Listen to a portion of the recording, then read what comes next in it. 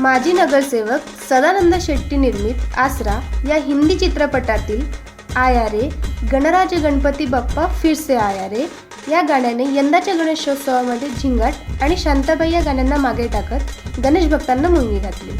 बघूया अलका टॉकीज चौकात या गाण्यावर पुणेकरांनी कसा ठेका धरला.